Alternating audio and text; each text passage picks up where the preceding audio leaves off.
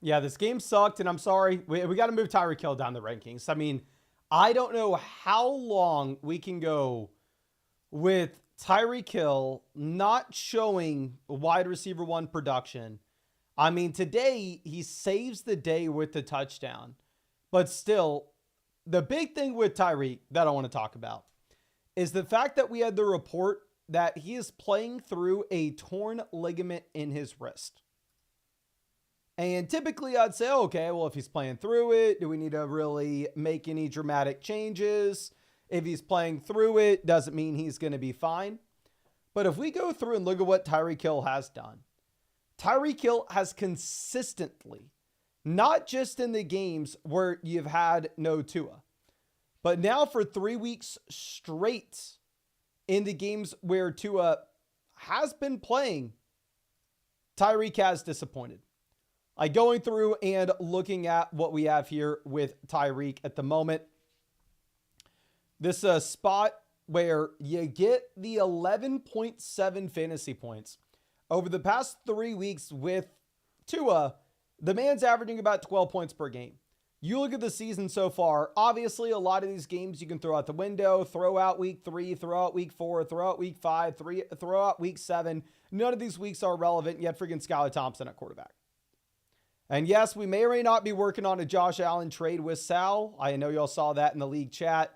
I will show y'all the deal that Sal and I are going back and forth with about Josh Allen. But anyway, here with Tyreek, the man's wide receiver 39. How the hell could I keep on ranking him as an elite wide receiver one? Going over and looking at my rest of season ranks, I had Tyreek at 5. There's no way in hell I can keep Tyreek out of Amon-Ra St. Brown. There's no way we can keep Tyreek out of London. I think we actually may have to move Puka out of Tyreek. I think I'd rather have Nape. Well, we'll get to Puka in a second. Let's just go position by position here, and let's look at it all. And yes, I actually may be trading Jalen Waddle to Sal here in the Flock League, which I'll get your opinion on that in a second. But looking at what we have with the Miami offense, Tua was a streaming quarterback before, somebody that you were only interested based off matchups. He's not going to run the ball at all. Does that change after this game? No. Tua was just in the rankings. I think, honestly, you can put Bo Nix at him. Bo Nix is going to run the ball more. But he's just right here in the ambiguous range where, okay, with any of these quarterbacks, if you have a good matchup, sure, you can throw him in. Without a good matchup, can't be interested. Going over and looking at what we had with the running backs here, what is super interesting is Raheem Mostert does not see a single carry.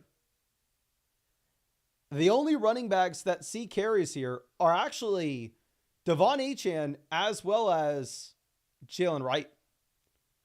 Achane, you get 12 carries. Jalen Wright, you get 5.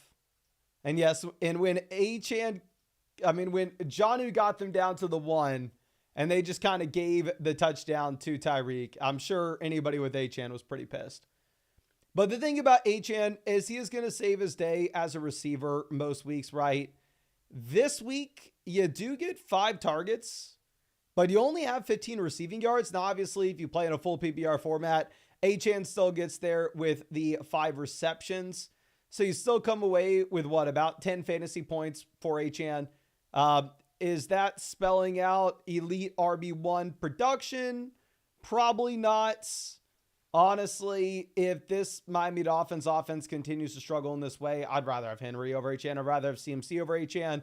I think Achane's kind of in the range of Kamara, Bijan, Mixon. I honestly think Kamara, Bijan, Mixon would all outscore Achane points per game rest of the season.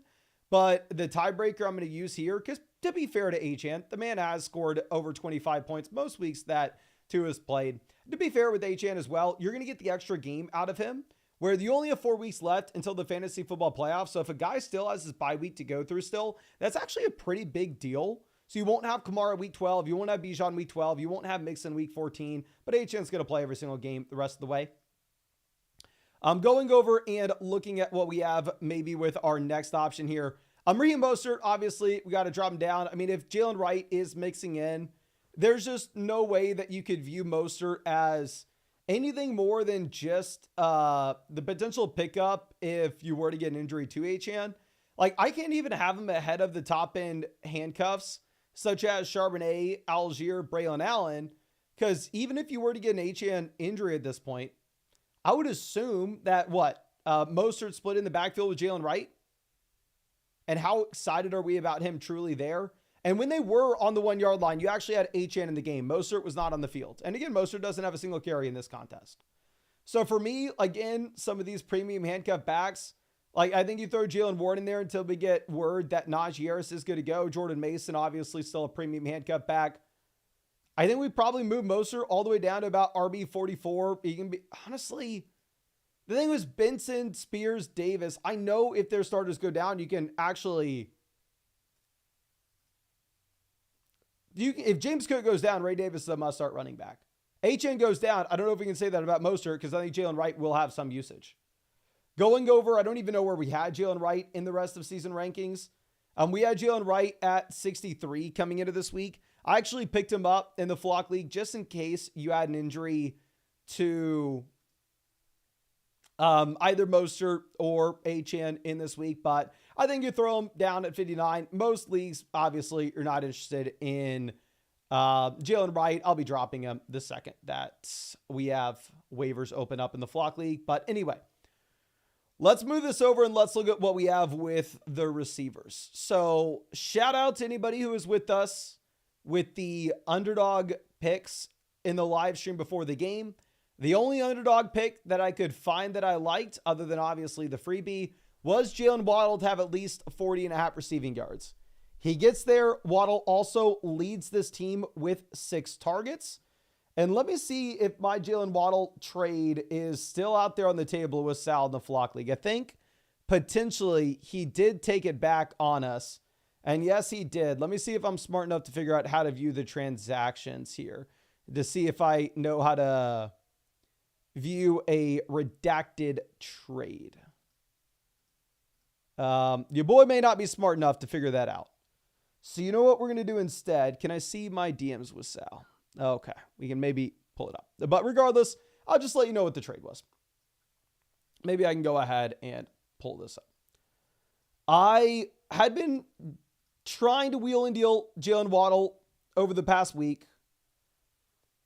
Sal's been trying to sell Josh Allen. Sal's a bunch of injuries to wide receivers as well as running backs. So you can see him coming out saying Josh Allen's yours. Blah, blah, blah. Anybody want Allen? This is your last shot to get him. What the deal was, and I'd love to know your opinion on this as well, is I send Jalen Waddle, I send Ramondre Stevenson and Ricky Pearsall for Josh Allen. Can you do 2 things for me? 1, can you hit the like button on this live stream where it looks like we're a little less than 200? And 2, let me know in the live chat what side are you going with. The only hesitation that I have here is in the Flock League. It's a little bit of a deeper league where you do have to start up to 4 wide receivers. You have 2 flex spots. We got I do that, L, W trade, hell yes, hell yes. Allen. And yeah, I don't necessarily need the depth. Sal's desperate for the depth, but right now, my squad, we have Purdy. Purdy came through strong, obviously, for us this week. But we have Swift, Ramondre, Jamar Chase, Devonta Smith, Sam Laporta, James Conner, Najee Harris. And then down on the bench, we have Jalen Waddle and DK Metcalf. So, and Ricky Pearsall down on the bench. So none of these guys are actually starting for me. So I may do it if it's still on the table. I want to get a little confirmation about the Najee Harris injury. But anyway, with Waddle, do we change our mind on him? Is he all of a sudden a must-start wide receiver 2 every single week? No. I mean, it's cool to see the 6 targets. It's cool to see that they try to give him a carry. Cool, you get the -1 rushing yards. But still, what? You get 8.5 points from Waddle this week? Who freaking cares? The guy's still not startable in fantasy. Before this game, we had Waddle down here in the same ranges like Jacoby Myers, Tank Dell, Jawan Jennings. I think, honestly, if you wanted to have Jawan Jennings ahead of Waddle, if you wanted to move Waddle down to 36, I'm not going to fault you for it. The reality is, for me, all these wide receivers are very close, so I'm just going to leave it be, but I definitely don't feel the need to move Waddle up in the rankings thinking that all of a sudden he is some must-start option just because he had 6 targets. Jonnu Smith does have 4 targets. the reality is nothing changes here in this Dolphins offense for me. Really, Tua remains a streamer. Actually, I want to say some things change. Tua remains a streamer. Achane remains must-start running back one every week. The main thing that changes is Mostert falls quite a bit. I would rather have freaking Tyler Algier over Raheem Mostert at this point. Neither are going to be startable outside the case of an injury, and if Achane goes down and if Bijan goes down, I'm more confident with Algier being a must-start player. So Mostert falls dramatically. You probably don't even want to roster Mostert, probably don't even want to roster Jalen Wright, because if Achane were to get injured, then they split the backfield. You can never really start Mostert anyway. And then looking at the receivers, I think we moved Tyreek down a bit. We're maybe going to have to consider moving Puka ahead of him once we get to the Rams. But Tyreek looks like a low-end wide receiver one, and can't really call him that mid to high-end wide receiver one anymore. Like Tyreek's been bad long enough. And I think you have the concern with the wrist injury looking like it's actually going to make a difference. Now let's go over and let's look at what we have with the Rams here. Okay. With the Rams, the take that you would have had coming into this week is Stafford is a streaming quarterback. You're only interested based off matchups, but Stafford's going to have no rushing upside, so you need the passing volume to be there. Do we change our take with that? Does Stafford become a must-start quarterback every week going to the future from this game? Hell no. Stafford still remains down here as a quarterback that you'd really only pick up during a bye week, or if you needed a potential streamer based off matchups. Same thing with all these quarterbacks down here in this range. I mean, order them whatever the hell way you want. It doesn't matter. The only reason it would matter if it was a super flex league. Now, let's move over to what we have at running back. The previous take that you had here at RB was Kyren Williams is going to have absolutely everything. Kyren Williams is one of the very few 3-down bell cows that's going to play every snap, see every touch. Does that change? No. Blake Corum gets up to 2 carries. I want to be surprised if this friggin' best game Blake Corum's had of his NFL career. Kyren Williams still sees absolutely everything. Kyren Williams gets the 15 carries. He gets the 6 targets. He has 13 fantasy points. It's not great, but it's still a better day than freaking Achane gave you. And honestly, I still stand by. I think Kyren very easily is the top 5 running back for me rest of season. Maybe you can put him behind CMZ because obviously with McCaffrey, he also sees every single snap, and with McCaffrey, it looks like he is just back to being his old self. But the bonus that you get with really the top 3 running backs here, not only are these the 3 workhorses that are going to see every single snap in their offense, every single touch in their offense, really the only running backs you can say that about, but also they're all through their bye weeks as well. And yes, obviously, if Kyren were to be injured, Blake Corum's the guy that you want in this backfield. Now, let's move over to the receivers. What's hilarious is we actually pointed out DeMarcus Robinson fewer than 23.5 receiving yards on Underdog this week. He hits you with the 23. Those friggin' Underdog picks are so damn close. But really the only thing to talk about with the pass catchers in Los Angeles, this is a great offense for fantasy because you know exactly what's going to happen. It's a bad offense if I'm trying to come out here and make some video going, oh my God, guys, you won't believe it. Everything changed. Everything's going to get funneled through Puka and Kupp. We already know this. It's a super concentrated offense. They're going to be the only guys who can actually play. This is one of the weeks where you actually have a bunch of other players drawing targets, which is surprising, but it's off of 43 Matthew Stafford pass attempts. So if we combine the targets that you've had from Puka, Kupp, Kyren, that accounts for 27 targets out of the potential 43 that you have from Stafford. So it's still a stupid concentrated offense. We finally get Puka fully healthy, and he doubles the targets that you get from Cooper Kupp. So I kind of feel like a clown because when both receivers are coming back, we put Puka ahead of Kupp in the rest of season ranks. And then obviously Puka throws a punch. Kupp looks great for 2 weeks with no Puka. But honestly, at this point, F it. I'm fine having Puka over Tyreek Hill. And here's what I want to ask y'all. Can you please spam the chat? Would y'all rather have Kupp or Tyreek? Regardless, both Rams wide receivers are wide receiver ones rest of season.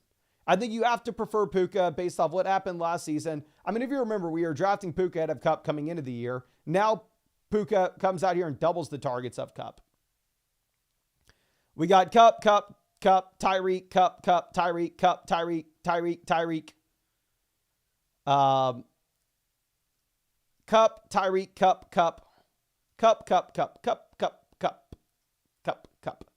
It's like everybody, I don't want to say everybody, but the vast majority of people are on Cup over Tyreek. Do we roll? What? The dude has one game with 20 or more fantasy points this year? In the 4 games that you've had with Tua, Tyreek's had one game with more than 15 points. Torn ligament in the wrist. F it. We'll go with Cup over Tyreek. I think it's close. Well, Tyreek Hill down here at wide receiver 10. But I honestly am interested for my own selfishness to see what this does for the updated power standings of my league. So let me go ahead and see this.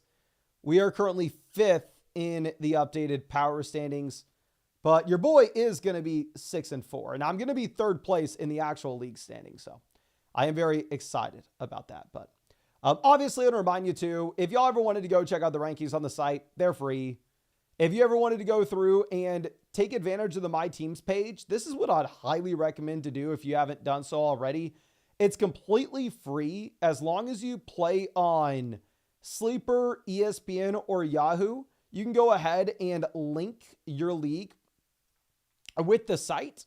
And what you can actually see is you can see updated power rankings for your league going, oh, okay, this is the team with the most value. The team with the most value in our league is Zach's. He has Henry, Mixon, Taylor, Tyreek, Evans, McLaurin. He is a very good team.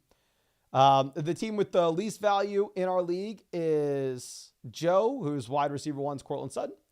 But yeah, you can go ahead. You can check this out for completely free on flockfantasy.com. And something that'll actually be very useful for early in the week as well when you have to set waivers is I know if you play on Sleeper, ESPN, Yahoo, it kind of does suck the way that they order the best available players on the waiver wire because they do it in a weird way. It's based off like weekly projections, where actually if you use the rankings on the site, you can instead see it based off rest of season ranks.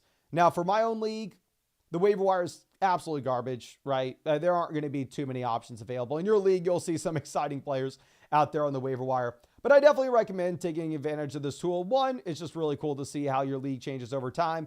And 2, should be able to help you out a ton with the waiver wire. I'll drop a link in the live chat as well as the comment section and description.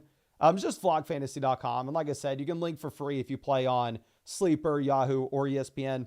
Another thing that you can do for free as well, and this is what I'd really recommend if you're looking to make any trades before the trade deadline hits, is you can actually go ahead and look at a free trade finder where say you go, okay, I have Tyreek Hill or I want to trade for Tyreek Hill. Mason's wrong. Mason's an idiot. What's his cost? You can go through and see updated trades with Tyreek Hill that were done in real fantasy football leagues today. Somebody traded Kupp and Kareem Hunt for Tyreek. Somebody traded Harrison and Baker for Tyreek. Somebody traded Pollard and Brian Robinson for Tyreek. Somebody traded Kyron Williams for Tyreek. But yeah, this is completely free. You can also go ahead and you can play around with the trade calculator as well, where you can see, oh, okay, what's more valuable, Devon Achane or maybe the combo of Jalen Waddle and who's another player in this game? Raheem Mostert. What's the better side here? You go, okay, the Devon Achane side's robbing the Waddle and Mostert. And it actually adjusts this based off your exact league settings. So all for free on flockfantasy.com. Again, I will drop the link in the comment section, drop the link in the description and live chat. But I really do appreciate you. And if you missed what we talked about at the beginning of the live stream, just go ahead, rewind it. But much love. And I really hope I get to see you out with the live stream tomorrow.